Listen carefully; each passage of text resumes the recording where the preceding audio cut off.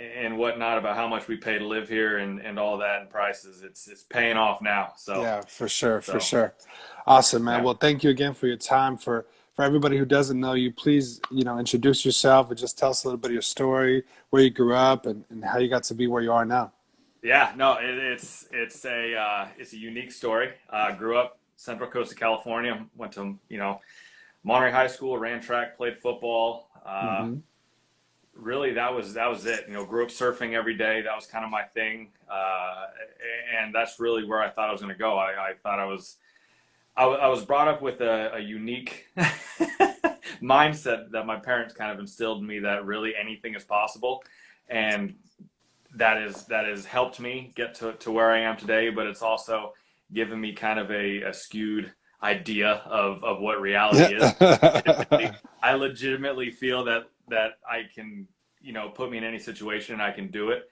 I've gotten a lot of rejection letters from corporations and whatnot, letting me know that that's not true. I can't just go be an astronaut or something. But hey, Hey, until they tell me no, it's possible. right? I Um, like that mentality. but it's been good. So grew up in Monterey, California. Uh, Ran track, played football, like I said, and then I eventually actually ran track to get more playing time on the football field. And by the time I was a senior in high school, I actually was playing football to help my track career. Um, Yeah, I did track to help my basketball. there you go. See, Yeah. You it's a were you '02 or '03? '03. Okay, yeah. So I ran against you, and I was on the same team with like Reggie Doucette Oh yeah, and some of those yeah. guys, and you guys had Sean Belial and Uh you huh. and a Curtis couple, Freeman. yeah, a couple of guys. Man, you guys were Yeah, talented, especially in the sprints. I think we won league junior year, so that would have been your sophomore year, and then we lost to Hollister my yep, senior year, but yeah. they were You just had stacked. yeah. You had Ryan Puckett and all those guys, Yeah, man. Puckett. Oh, Yeah, we had a good team. We had a good team. Yeah, that's crazy that you like sprinting was like your that was it. secondary Yeah. option. It was more So football that you were focused on, right? so as a freshman in high school, my parents wouldn't let me play football until I got to high school. I grew up big baseball family. Yeah. That was dad played at San Jose State, uncle San Jose State. My uncle was the longtime coach at Bellarmine College Prep up in San Oh Jose. wow. Okay. Okay. So he's in the Hall of Fame. If you go to the Sharks, if you go to the Shark Tank, you'll see his bust, like his face on the wall in there in his Nice. coaching game. So it's I grew up in a baseball What up, around me, Carl? everything I did. Yeah. So to kind of do the football thing, I got to really experience what the bench was. Yeah. Yeah. I really rode that bench. I mean, I was a starter on the bench, like I was there, but Well, it was it's funny because another guy that you competed against in those days, Ronnie Drummer from North Salinas. oh yeah, I think he was a year behind you, maybe. yep, And same thing. He was all about playing football, but really he should have hmm just focused on track because that was more, I think, where his that was talent yeah, was. I think he ended up playing in college, but he was more talented in track. I mean, I yeah, remember yeah. as a He freshman, played it. he played at Duke, I think, right? Yep. He went full ride to Duke, which you know I can't it is what it is Yeah, there. yeah, for But sure. yeah, so I would get into what they call the fifth quarter. So it's kind of when all the kids that don't really play during the game, they let us go do a Yeah, couple things. yeah, And this is how bad I was. I barely got into that. So yeah. so kind of the end of my freshman football year was kind of a do I go out for baseball? I kind of know I'm gonna be playing with all the guys that I grew up playing with, so I kind of know where I stack up. Right. Or I can go run track and try to get on the football field a little bit next year. And yeah, went out, ran. They made me a hurdler my freshman year, which 39-inch hurdle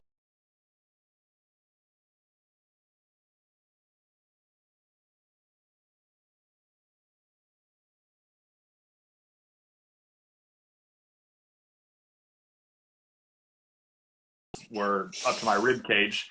And so it was a very humbling experience. When did Uh, you know you were fast? Like uh, faster, so faster than average. So that was kind of later on in the season. I knew I didn't want to be a hurdler. I knew that from the get go. Yeah. I had Maurice Mann, went off to Yep.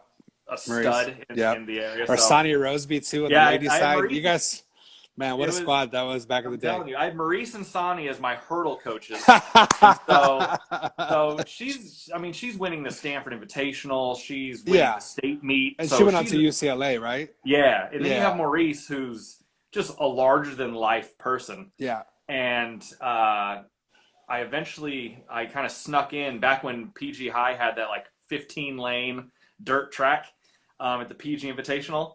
Uh, Before they had online invites and all that Yeah, stuff, yeah, before you yeah. did it all online, you go to the clerk of the course and put your name in. Right. And I snuck in there. I saw there was an open lane one, and I snuck in there and I put my name in, and I ended up beating our fastest guy That's awesome. on the team, and that was kind of my okay. I can now be a sprinter finally, and That's so awesome.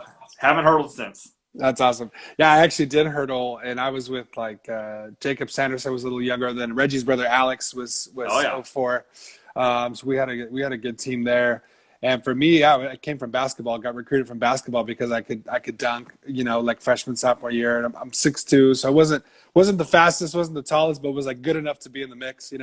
And so that was always fun. But yeah, man, it's a whole other level. I just learned to love track because. Well, one, it was co-ed, right? So in high school, that's like that was I the was tell selling point. I was That telling my sold buddy it. like, do you realize that we get to practice with girls, right? Like the only sport where you get to do that. So that was a game changer. But then you're outside, you're running every day, you're stretching every day, and Yep. in football I only played 1 year football, and I was the same way. I only got in on special teams and a couple plays here and there. But basketball, we stretched, but not really. In track, you really Mm-hmm. stretch. Yeah. And I mean, my running after my freshman year of track, I became better at basketball because I was Exactly. jumping higher, I Yeah. was running faster. And so I always recommend people, unless you're a serious baseball player, Yeah. unless you really are serious about baseball, Yep. it's a waste of time. You're better off running track. Exactly. Even if you're not great at it, it's still the social aspect, the physical aspect. Mm-hmm. And then I went back to coach later, and so I'm a huge fan, a huge believer in track Yeah, for no, sure. and that's really it. If you're not getting recruited for baseball, like you're not going to go to that Right. next level. And I don't know, it's hard because the thing I love about track is you really only get out what you put in. It's a bank account, and this is what Hmm. I tell my kids now is if you only want to put 10% in, well, guess what? You're only going to get that 10% out on meet day. So the only person you can really look to is yourself for your Hmm. poor performance. You can't blame the quarterback. You can't Right. blame Right. the guy for missing the jumper. You can't blame anyone but Right. yourself. Right. And it's so in track really it's my coach did this, my coach did that, but the higher level you get, you start to realize that those people are usually the ones that aren't doing any of the work. Right. And so I just love that aspect of it, and that I took that into Yeah. my sophomore year of football and went on to varsity and did all that and kind of took Nice. that same mindset with me. Yeah, what's interesting about track is that even though it's a team sport from a point perspective, it Yep. really is individual. It's you versus you, you Mm-hmm. versus the guy next to you, or the girl next to you. And yeah, I mean, I know that there is a Central Coast Hall of Fame, and I know that a lot of the Monterey and North Monterey County coaches have been inducted there, Mm-hmm. but I feel like there hasn't been as much of a celebration of former athletes. I think that they do a pretty good job. KSBW and the Herald back in the day, the California, Mm-hmm. did a pretty good job of covering it while it was happening. Yep. But I would love to see almost like a where are they now? Because there's been some really cool athletes that have come from the Central Coast that had good careers locally and they went on to college or professional Yep. at some level, Olympics in your case. Yeah, I don't know that there's any kind of organization or event, or I mean, maybe Yeah. there is. I don't know about it. I do know they do have the Salinas Valley Hall of Fame that like Monica Abbott was just Of inducted course, into. yeah, yeah, And so I do know they have that. I don't know what the more of like the Central Coast size of it. I don't know where that is. yeah, But I do like that because again, without the beautiful thing about social media, one of the yeah, positives right, is we do kind of get to see, and so it is fun right, to kind of see what Ronnie Drummer is up to. I right, see Monica right, Abbott in her right. journey and career. Wow, what a yeah, my Um, man, you got just it's such a cool area. You know, Calvin and Alvin Harrison Oh over yeah, at North Salinas, and for sure. who are now training again. So Oh, that's awesome. it's a cool area. Even yeah, even at the junior college level, Mm-hmm. MPC and Hartnell have had some great sports Does teams that, Boots for whatever does. reason, decided to go there. Either they got recruited or they stayed local. We definitely have, we have a great history of athletes in this area, Mm-hmm. and we really don't have that big of a population. We really don't, No, especially like Monterey Seaside. There's not that many people. There's a lot of people in Salinas, but it's a couple 100,000 maybe. yeah, And I always give Hollister a hard time because they have all that whole community, but they all go to one school. Whereas in yeah, this the peninsula is divided up, the valley's divided up, but they're all at one school. So I was like, well, exactly. you guys really should be three schools. Yeah. Well, I mean, that's kind of So like, the imagine if you combined PG, Monterey, and Seaside oh, together. That would be the oh, size of Hollister. You know what I mean? exactly. It would Yeah, be, yeah, and that's kind of the crazy thing is now that I'm coaching over at Carmel High, is seeing just how big. Because I mean, a Monterey guy, yeah. we get the just Monterey, Right. but now I guess it's open district or open enrollment, It's a so they little can more go to flexible. Yeah. where when I was there, it was Monterey and some sides of Seaside. But going to Carmel, I mean, it's Carmel, Right. but it's all the way out to Cashawa, 40 minutes into the valley, all the way out to Big Sur, Big the Sur. Yeah. southern point of Big Sur, Yeah. and then Carmel by the Sea. And so you got this weird, Yeah. incredible socioeconomic Right. group Right. of athletes and students all kind of together where Yeah. some are in a multi-million-dollar home Right. and another one doesn't have running water. Right. And they're in classes together and Yeah. they're so Yeah. it was such a cool experience to kind of see the other side. For sure. It's again, a Monterey High guy going across the hill was a hard thing to do, but it's Are the I'm looking rivalries still? You feel like the rivalries are still strong? I know the Carmel. absolutely. Yeah, for sure. Absolutely. I know it's always It's hard because there's only so many positions open for coaching, right? So I've had some friends, like I've always been North County. I went to North County, coached in North County. I couldn't really see myself going anywhere else. But I've had friends that have taken good jobs other places, yeah. right? And it's just when you see them in the gear, it's just like, you gotta Yeah. look at them. No. No, I hosted Monterey High at a track meet last year. We had Yeah, a duel with Monterey High and it was I mean it's hard, man. yeah, I'm yeah. green and gold through Of and course, through. of course. And Like the to sit there right? and it was a unique thing because I could have went to Monterey High. They were looking for a new head coach, Yeah, but they had a returning 4x1 team, and this is actually this is kind of why I didn't take the job is because they had a returning team. They had a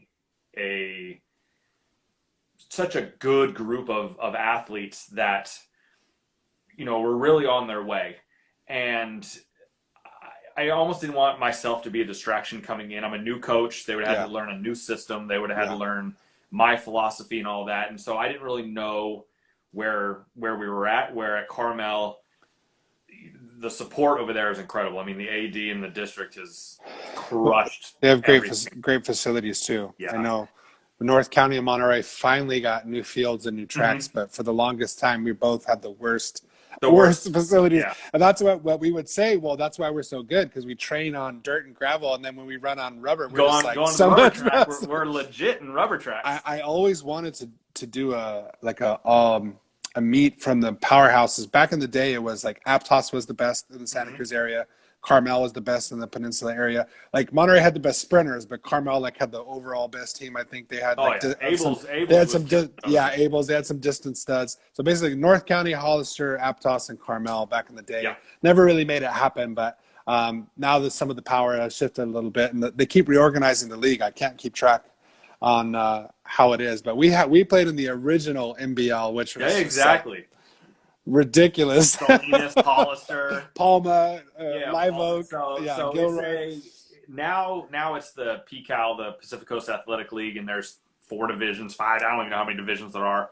Yeah, In football, since Carmel's been kind of running the table for forever, yeah, in the lower division, they bumped. I was coaching this year, and they bumped us up to the Gavilan, so it was it's a 28. Yeah, I think we had about 35 guys on our team at Carmel on Yeah. varsity. That's the high number.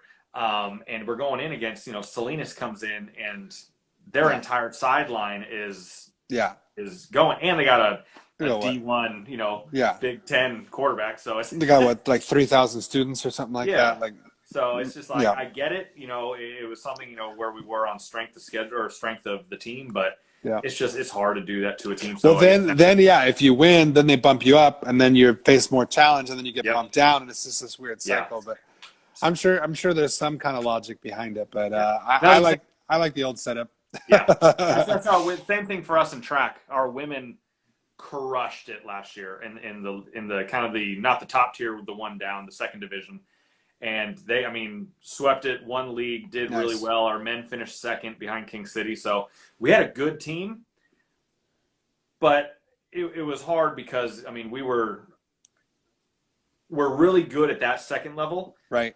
but all of a sudden we go to that top level and it's not so much. I mean, we'll still sweep a lot of So events. who's at the top level in track? That's your Hollister Salinas. North Salinas was in that. King City was in that. King And City. so Wow. King City's they have like 4 or 5 distance guys that are incredible. They have a really Yeah. good hurler, and so they're just really stacked for especially this year. I Nice. don't know how they'll be next year rebuilding, Nice. but our men were just tagging along with our women because our women were dragging us up to the next league. Hey, we've that's happened in North County before too. I came back and coached in I want to say '06 or '07, and we had some studs on the guys teams. Like we weren't as deep, but we had some just standouts. This guy Yeah. named Reggie Tobbs, this guy named Oh yeah. Luis, a couple other guys that were just like ridiculous. And then Coach Ibarra was like, "Yeah, you're the sprints coach," and I was like, "What?" Because I was just coming back to like help out with hurdles and help out with high jump, and he's, "Yeah, we need you to run the sprints now." I'm like, "Okay," so I just kind of figured it out, but I wasn't as proud of the guys because they were super talented, but they didn't work as hard. They kind of just were entitled, as Nothing as, will as drive guys you crazier. as guys can be as guys, and I love them. They earned it, but at the same time, it was kind of like they were entitled about it, but they kind of goofed off. The ladies, not nearly as talented, but they had heart and they Yep. worked. We actually beat Monterey, and this is I think '06. And then like individually, it was Reggie and Mike Phillips from Monterey were like Yeah. Oh neck yeah. and neck. But the ladies won that year. They won league barely. It was at Alisal, and it was all about points. That was kind of North County's philosophy. We might not Oh yeah. get first, but we're going to get second, third, fourth, and fifth. Absolutely. And that's the thing. And I love that philosophy. And it's such a now that I knew we were going to be battling some of these other teams, Yeah, how important those fifth, sixth, and sevenths were going to be. yeah. Because I mean, I had 83 kids to start this year, and I was Wow. like, "Yo, like my team is massive."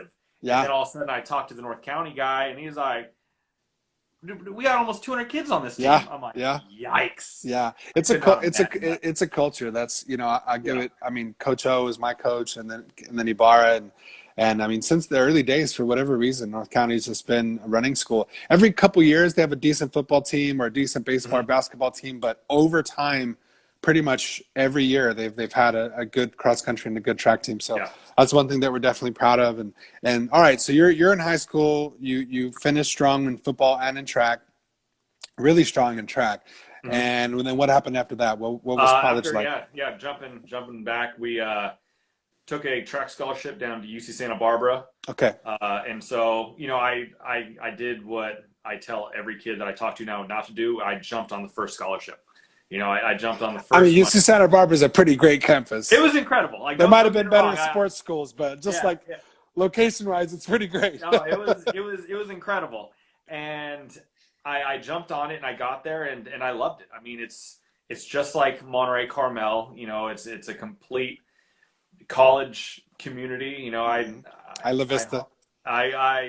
I've never been there. Don't know what that is. I Right. don't understand. I was in the Coach, books. coach, I that's was, I right, was, that's I right. was too That's much in right. the Of books. course, I of was course. studying the whole time. Right. But no. I mean, I just to experience that was college. Well, that was a special time in that Yeah, place, right? So yeah, that, I mean, it's a great school, but a side note, another thing that came kind of from this area is that California reggae scene. And so Yep. being you, so you were there, what, '04 to '08 kind of window? Yeah, like or I didn't graduate there. I transferred out. So I was there '03, the fall of '03 to the spur to the kind of I left in the winter of '05. So another random coincidence, that's right when Iration and Revolution were starting, literally right there in those places. You could go to a kegger at a frat house in the backyard for $5 or whatever, and Yeah. you would see Iration and Revolution like sharing gear, playing in Isla Vista. A bunch of Really? those guys met at Santa Barbara City College, and then they wound up at UC Santa Barbara right around that time, which is crazy. And well, one of the guys, Wes, went to North County. He's class of '01. So it's just like crazy. And that whole scene just blew up, obviously, to what it is Yeah. today. And it was kind of the soundtrack for anybody who went to college in California, or really anywhere in the US from, '04 to now. That was kind of the soundtrack that you would hear. Yeah. It's pretty cool. Yeah. No, Pretty cool I little side love note. it's. I mean, I was that guy on the big old beach cruiser with the 8 hangers up front, just Yep. cruising to practice and everything. And so it was fun, but I wasn't too far away. But I with kind of I wasn't taught how to study in high school. You just kind of you show up, you do the work, you get the grades. Especially if you're an athlete, right? It's like, Exactly. You just go through it. And so yeah. all of a sudden I'm thrown into a 950 person theater and my professor is this big Yeah. and he's just reading off PowerPoints on massive movie screens and I don't know. I'm Yeah. sitting there writing down verbatim everything that he's saying, everything that's on the slides. Like I can give you his entire PowerPoint presentation based on my notes. Yeah. But when I get back to look at him, I don't know what he was talking about. And so I was putting in a lot of effort, but it was almost like I was just on like the little mouse wheel. I was just Yeah. going in Yeah. circles and circles. Yeah. And for the athletic program wasn't quite at the level I was looking for. I mean, they hadn't won that national championship in D1 soccer yet, so Right. that came as I left, they were winning that. So where did you So transfer to?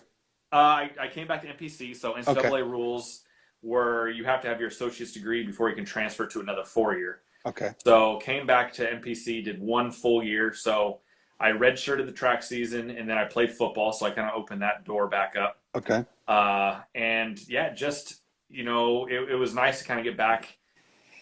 It was an ego hit for me for sure, only because I was like I tried and I worked so hard in high school to get to that 4-year level, to get Of to that course. UC level, Of course. and now I'm sitting next to the kid that didn't do any work in high school. Like I'm literally next to the same kid. Did you feel that more on the academic level or on the sports level or both? Academic level. Yeah. Okay. Yeah. So for track, I didn't run for MPC. I wanted to save that year of eligibility. Yeah. So I redshirted that year, and actually, my parents would take me off to the airport. We'd fly to LA. I would race against wherever Santa Barbara was racing that week, like that weekend. As an open? As an open, and then I would fly home. That's awesome. I Just to stay so fresh. mad. Just to stun on him. Yeah, I was like, I'm out of here, man. Y'all, because that was the thing is, I understood what the coach was saying to, he's like, hey, you're an incoming freshman into a UC, into a D1 program. We don't really know what you can give us. We don't know if you're going to even survive here at Santa Barbara. So let's give you this money, which covered pretty much books. But for me, I was like, oh my God, yes. Yeah. And he's like, if you do okay, then we'll bump your scholarship up the next year and we'll move on. So was number 2 and number 3 on their all-time lists as a true freshman. Of course. And the coach was like, we're not giving you any more money. Sorry. Oh, wow. So my freshman year, we were driving, just parents came down for a meet, and we're driving out of the mountains one day. There's kind of a mountain range right on the side of the campus. And as we were driving down, my mom just kind of casually said, hey, look at the road. It looks like a bobsled track. And my dad's like, yeah, you're fast. You should try out for the bobsled team.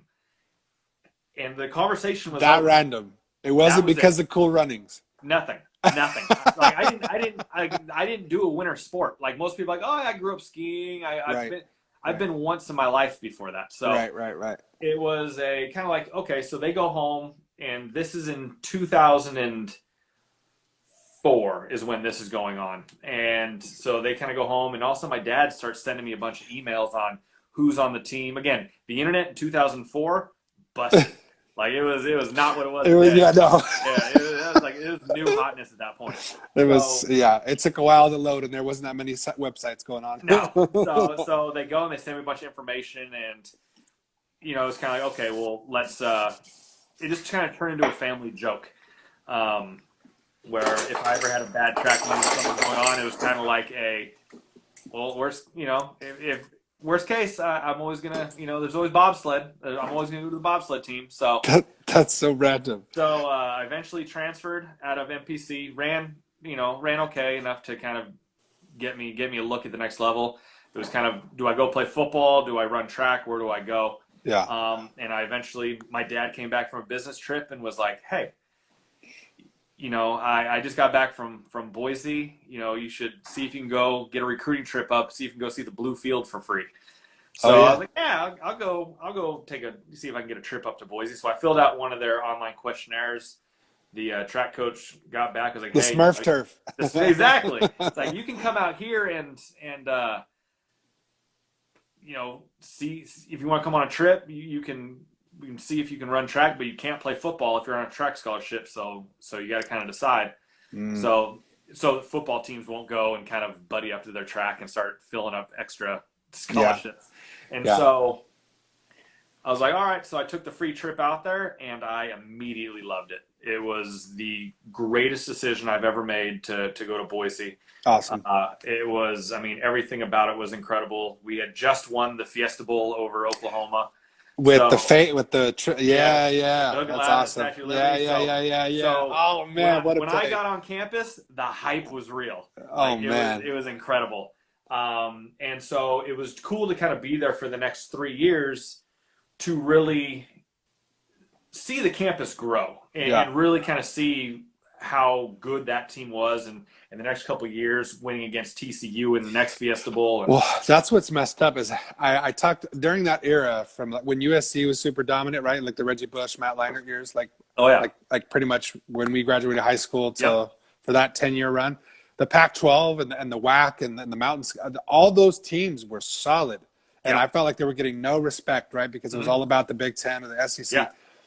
But now none of those teams are really as good. And they're not good. I'm like, dang it. So the time when we were good, I felt like we got, like there was a couple championships that USC totally should have been in, but they played in the other bowl or whatever. Even Boise should have had a shot. Some of those teams or Utah when Urban Meyer was there, like some of those teams with Alex Smith, like some of those teams were legit contenders. The BCS they just was a joke. I couldn't handle the BCS, man. But now the Pac-12 is kind of a joke. So it's like, what are you going to do?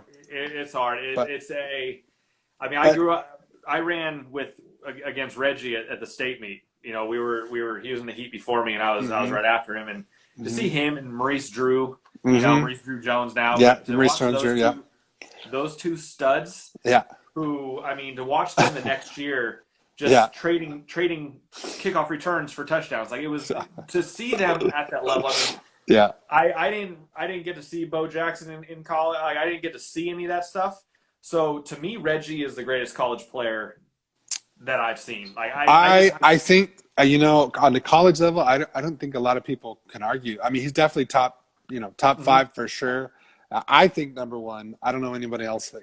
People forget just the dominance. Cussed out down here in this chat for saying that. Obviously, whatever your favorite team is, whatever your favorite player is. Yeah. I got to see Bo Jackson play baseball back in the day when he was on the Royals against the A's, which was pretty amazing. And I know he was very dominant. And obviously, there's been some great college players, but what Reggie Bush did in that era, it's like, I don't know if it'll ever be repeated. Like at that level of talent too, And so, I guess I got to digress all the way back to. No, it's all good.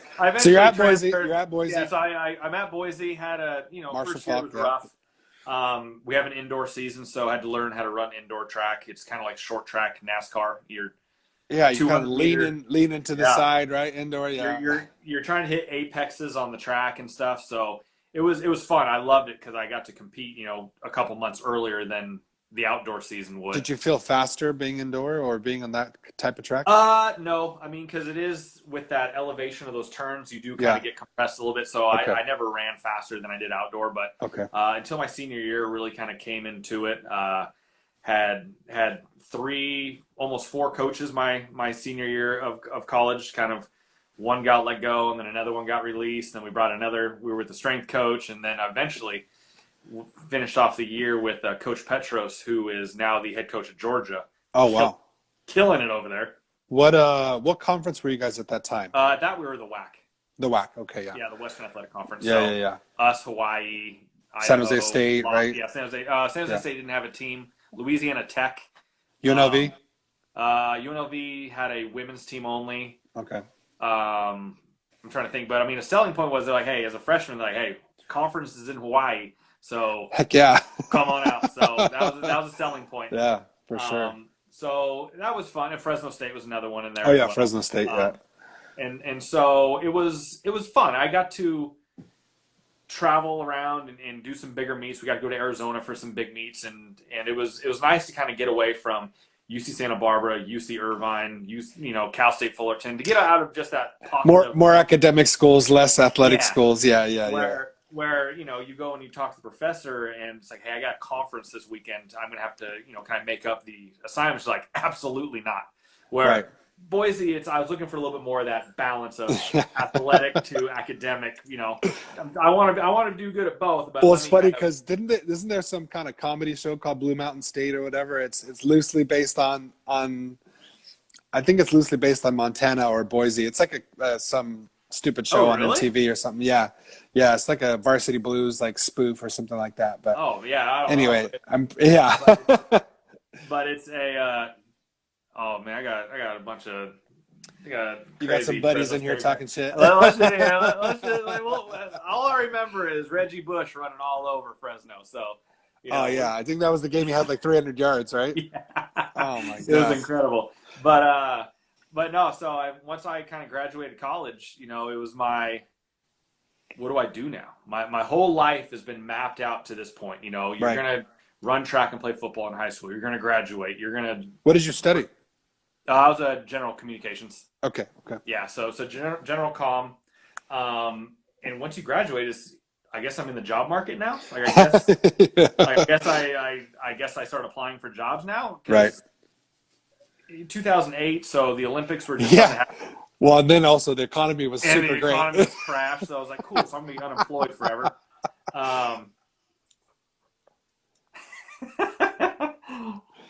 Yeah, some fellow that one hurts. Fellow Broncos. It's number one in my heart, though. It's number one in my heart. But the Boise Bruiser. Okay.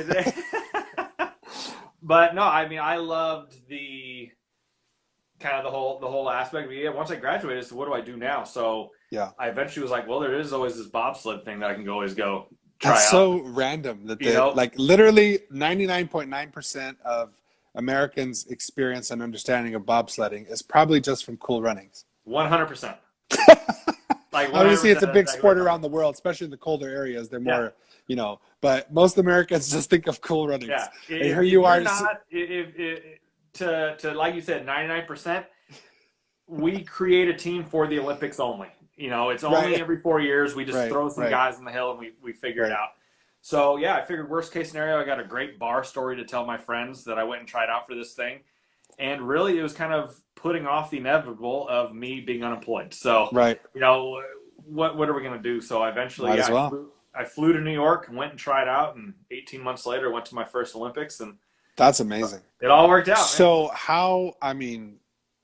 when you went there for the tryout, had you ever done it before? Because there's no way to just recreationally bobsled, right? Like that's pretty. So that's kind of the cool thing about this sport that we're kind of working on as a federation right now. The USA Bobsled and Skeleton Federation is how do we branch out for recruiting, because it really is one of the only sports you can do post collegiately. Okay. So we don't where the Russians, the Swiss, the Germans, Latvians, they all are going after young kids and trying to grow them up through their systems. We're just trying to get a bunch of athletes that are maybe gonna not make it in the NFL, that are at combines but might not make it, guys that are kind of not going to make the next Olympic team in track and field. Those are the guys that we are trying to go for. So when we have our open tryouts every single year, we have open combines across the country. We get all kinds of levels of athleticism. And so because you probably want guys that are, not really fast, but not too heavy, right? Or not too tall or too heavy, because you have to fit in that thing. That could probably, like, what's the ideal bobsledder? What's the like prototypical bobsledder? 220 pounds. 220, okay. And then what about height? Probably like a 10.7. Jesus. Okay, so most people don't understand. Talk about percentages. I don't know, maybe less than 1% of people in the world can run a sub 11 second 100. Yeah. I don't know exactly what the numbers are. Just like how many people can bench press over 300 pounds. Like, there's really a few people in the world that can, even a sub 12 second 100 meters. I don't think people understand how fast it is. So when you see, I don't know if you saw the meme, Usain Bolt posted a meme to, like, this is what social distancing is, and it was him winning by the guy getting second place is the fastest man in the world, and Usain Bolt's like 6 feet ahead of him. Yeah, well, that's kind of the cool thing about this is with our recruiting is, like, we can go after all those guys. We want to be in those football team meetings and being like, hey, not every one of you is going to go to the league, but every one of you is not done competing. Yeah. Come to us. That's awesome. It's come to us. And so same thing with track. Our best is not only track and football. That's a lot of kind of where we do our recruiting at. But on our women's side, our best, our one of our best pilots in the world right now was a softball player, and one of our best brakemen was a volleyball player at Brown. So, how do you get, like, what are the speeds that you guys get up to? Like, it's got to be the fastest non-motorized way. Luge is actually. Okay. Yeah, luge is where they're on their back and they're right. So like a kind of a skateboard type situation, right? Yeah, it's like a big, like, their center of gravity is a little bit higher. They're actually on a sharp edge, where we're on more of a rounded edge. Okay. So they have less surface area. So what speeds do you guys get up to? We hit between 75 and 95. Oh, my God. So we're in that range. Luge is a little bit faster. Do you remember the first time that you, like, went through on a track and what it felt like? What was that like? Really, Lolo Jones, track athlete, hurdler, who was on our 2014 Olympic team, really, really said it best. She pretty much said it's like going to the top of a mountain, getting into a trash can, and getting kicked off the top. Like, that's literally what it is. It is controlled chaos, because the second you go over that, you can crash at a curve 1, and you're going to go all the way to the bottom, whether you like it or not. You're going down. And so once you go, generally you can't see curve 1 from the starting block where we start the sled. But the second you take off, that thing's going whether you get in it or not. Wow. So that's crazy. And then the other thing is, uniquely in track, unless you're in a relay, you have to trust the 3 other guys. But in this, you're all going at the same time. So talk about those dynamics of, like, how in sync you have to be to just take off at the same time and to make sure you hit your turns and all that. Yeah, so once kind of we're at that starting block and we start going, we do the cadence a lot. We are, especially in the 4-man sled, we got 4 guys that have to be in sync, ready to go. Because again, you can't win the race at the start, but you can definitely lose the race at the start. And so all that time that you go is kind of exponentially compounds down the track. Yeah. Based on your velocity going into curve 1. So, So we're trying to really work on that load of a bunch of doing that. We'll have the sled just on the ground in a garage somewhere, and we'll just practice loading into that thing, because not only are we trying to get in it, but we're trying to do it at max speed, max velocity, with what looks like a track spike on, with 250 little 1/4-inch needles on the bottom that will just fillet your calves and Achilles up. So to do that and to be in perfect position, it's not a comfortable ride. You're on a steel chassis. You're in this kind of a carbon fiber little rocket ship. So there's not a lot of room for error. I'm a little too claustrophobic for that, but that's exactly. freaking awesome. And so to see a on TV, you can't really tell what's going on, but if you're around it for a while, you'll start to see you can see the intricacies of the sport and who messes up Yeah, on the load and how it yeah. messes them up on the way down and whatnot. But the biggest misconception is people leaning into the sled, which is not happening. Nobody's leaning, like bathtub status. So Okay. How was it right away, or did it take you a while to where? When did you know like that you were hooked, or that this is what you wanted to do? I always wanted to be a race car driver, man. Like I Oh, always I that's always awesome. wanted to race cars. I always wanted to go down that route. And my dad worked for Valvoline Oil, so we were around racing, Okay. but we were on the sales side of it. So we weren't on the mechanic side of things. So they bought me a little You three spent a lot of time horsepower. at Laguna Seca. Yeah, so Laguna Seca, we were going to drag races. We were going down to the California Speedway down in Fontana for NASCAR. So we were doing all that fun stuff. And, as a younger kid, like, yo, this is it. Like, this is what I want to do. And Speed, I crowds, and want to speed. go Yeah, fast. yeah, So yeah. so it was a cool way for me. And that's actually another reason why I like track is because that was my racing. Right. My legs were my motor, and I was able to kind of control that and do all that stuff. So to get into this and get into a new form of racing that is pretty closely tied to NASCAR. A lot of our engineers and a lot of Okay.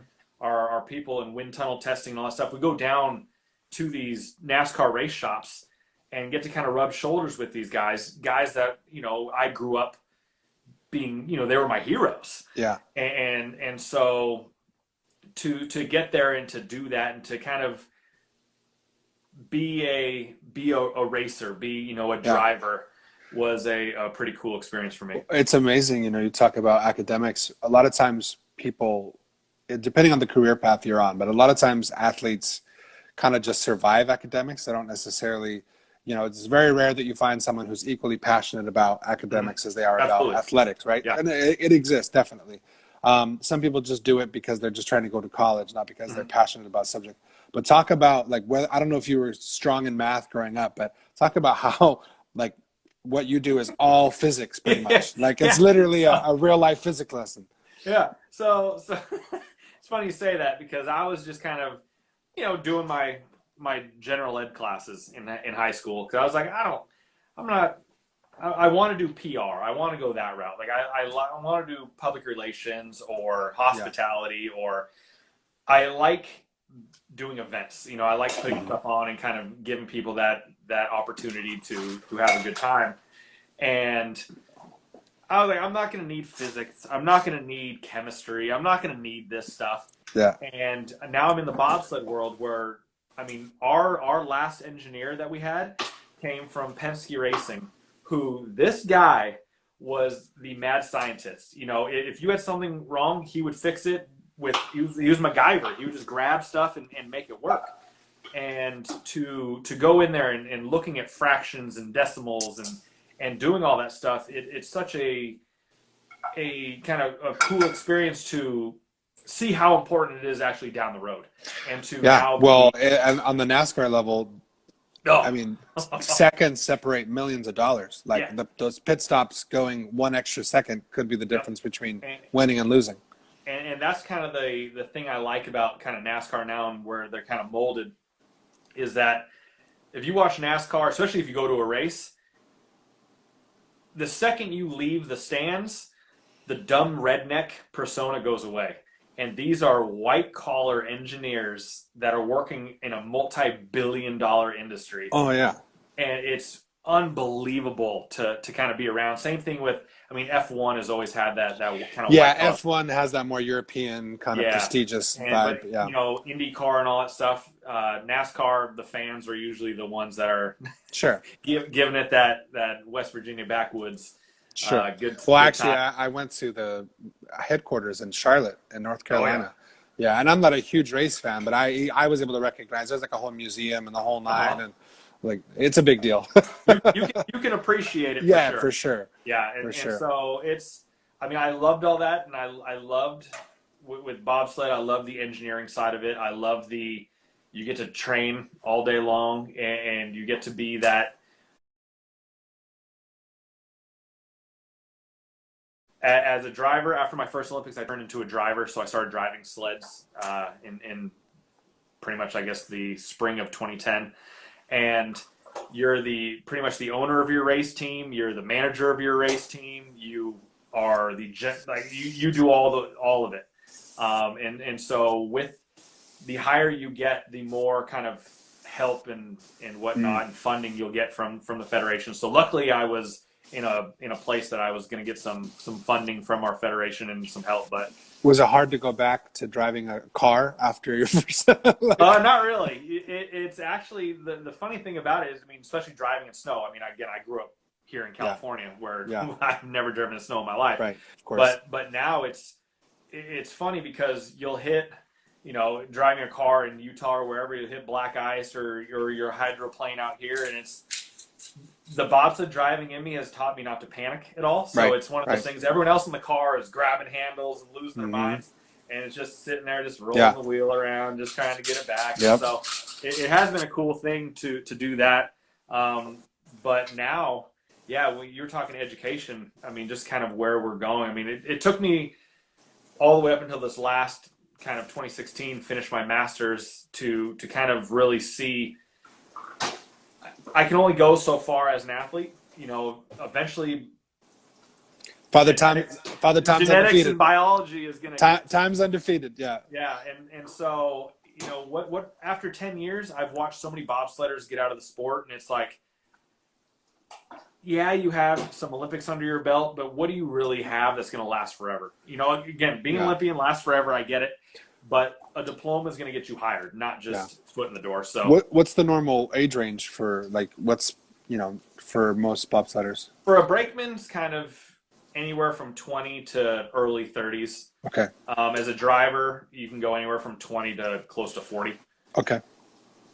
So now, besides obviously the awesome aspect of the sport, how is it just to freaking be at the Olympics and how many have you been in, and then what was it like just the first time?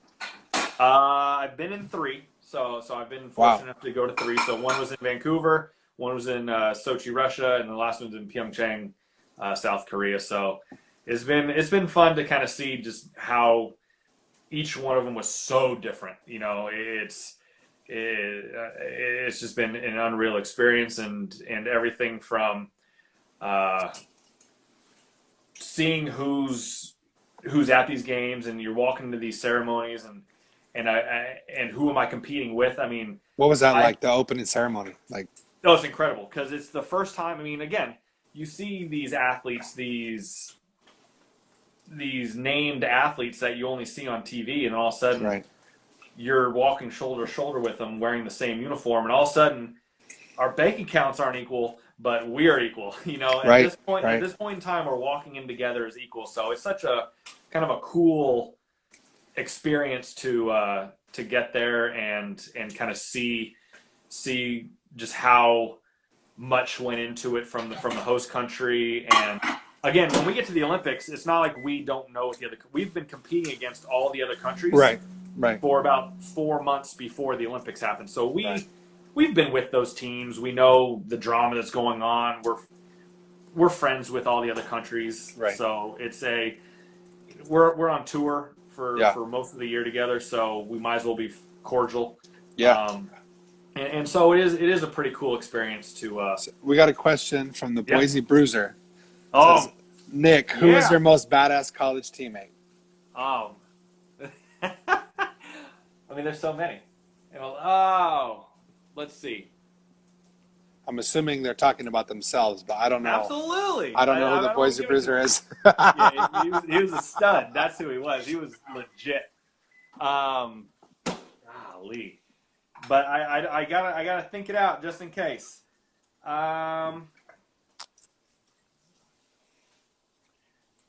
Man, when I first got to Boise, like the seniors on that team were, I mean, they were studs. Like when we got to Hawaii, these dudes were incredible.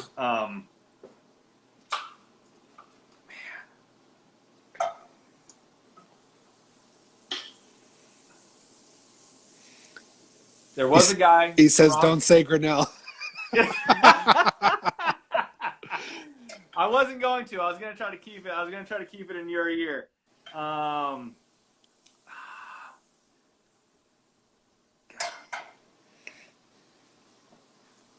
man. So that's. There was a guy, Kieran Francis, who was a legit stud. Forrest Braden, who that's him, and I'm gonna Grinnell was a stud though. Ryan Grinnell was legit. He's at Georgia right now as well. Nice. I mean, our women's team were a bunch of studs. I mean, Coach Petros, the talent that he would bring in from was Greece the track blue also? The indoor track was. Okay. Yeah, but the man, the just getting to these were the guys that I would see competing, and it would be like, yo, like that's a legit team. Yeah, for yeah, sure. Like that team when they would get off, when they got off the plane or the bus or wherever they were going to win, and so it was such a cool experience to see that competitive excellence. Where I mean, Santa Barbara, we had some guys. Yeah. I mean, we had a guy Tetlow Emin who was an 800 guy. I think he went 146, 147. He was in that right. He was Jesus unbelievable. But it was just to go to Boise. Explain to people how fast that is. I mean, that means it. I Most people can't do a full lap in under a minute, let alone 2 laps consecutively. Doing their full lap in that, and he has to go around twice. And I mean, to get to Boise, and it was, again, I got to see him compete twice as much because we had the indoor season. Yeah. And so it was such awesome. a cool thing to kind of be there and to go. I mean, if there was one decision I made, that was probably the best decision of my life. It was going to Boise and going to Boise State to see that, because again, it was what I wanted in a university. It was the balance of academics to athletics. It was the social aspect, if you wanted it. It was the Matthias. Oh my God, Matthias and Hammer was he? Oh God, was he Estonian? Where was Matthias from? Was Matthias Estonian? So we gotta switch gears because we only got a couple more minutes, and Instagram's gonna shut us off. Couple things. One is, what is your favorite Olympic memory, not related to like your own sport, but like just as a fan? What was someone you met or something you saw? I got to be at the USA House when Jessie Diggins and I'm blanking on her name. I knew I was going to, but it was skiing when she Lindsey came Vonn? through. No, it was cross country skiing. Oh, okay. And I was at the USA House with all of her family and everyone, and we got to watch her barely put her ski across the finish line to win the gold medal, and we weren't even favorites at all. Oh, he's Swedish? Oh, that's man, awesome. Next question. That's awesome. Well, the last thing, basically, that's an amazing story, and thank you for your time. Just in light of, obviously, you're working on campus, so this has affected you. But how have you been affected, and what's kind of been your mentality through all this? What's happening with COVID-19, and what are some hope and some goals that you have coming out of this? That you're sharing with your students and that you share personally, just kind of what's going on with you right now and what's kind of your thinking moving forward. I mean, it was hard for luckily I have a pretty solid team of juniors right now. So I have that as a positive. But I did lose 2 seniors. That was a really hard thing to do. This was really the year that they were both really dedicated to track, and one was a thrower, one was an 800 runner, and they were both going to be this was going to be their breakout year to really kind of get noticed. So that was, that hurt me for them. Yeah. For me, I mean, everything was canceled. It was, shut down the program. We had a track meet on Thursday. School was shut down Friday morning. So that was hard. I didn't get to really say much to the kids. I had to do it through email and whatnot. Yeah. But just really trying to be the leader that I would want for them to have. So kind of trying to lead by example by not posting a bunch of stuff of me just out in the town running wild, trying to let them know Yeah. like, hey, if you have any shot at competing next fall, then you need to stay home and we need to Right. get rid of this thing. So Yeah. trying to just kind of get them knowing that we're all in this together, Yeah. us coaches, teachers, and whatnot. And yeah, I mean, it's been a good opportunity for me to kind of sit back, do further education stuff online. Um, Are you teaching right now? no, I'm not. Yeah, so I Okay, was so you're just a coaching. full-time Okay. coach. Yeah, Okay. yeah. Awesome. Awesome. Well, I had Fredo from 101.7 The Beach Oh on yeah. last week, good friend, and we talked about it. I'm going to try to do something for North County, but we've talked Uh-huh. about maybe even doing something for the whole Central Coast, Mhm. some kind of a party, or I know obviously, we graduated around the same time, and that, end of the year Disneyland trip and grad night and prom, it was such a big deal. And those are memories that you have for your whole life.